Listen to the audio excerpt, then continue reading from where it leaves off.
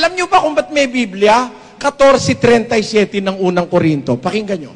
Kung iniisip ninyo man na siya'y propeta o ayon sa Espiritu, ay kilalanin niya ang mga bagay na sa inyo'y isinusulat ko na pawang utos ng Panginoon. Sulat ang Biblia, utos ng Diyos yun eh. Kaya yung wala sa Biblia, ayaw ng Diyos nun. Pag wala ron, di niya pinasulat. Tingnan mo Biblia, walang purgatorio sa Biblia. Huwag naman po magagalit yung naniniwala sa purgatorio. Pero wala pong purgatorio sa Biblia.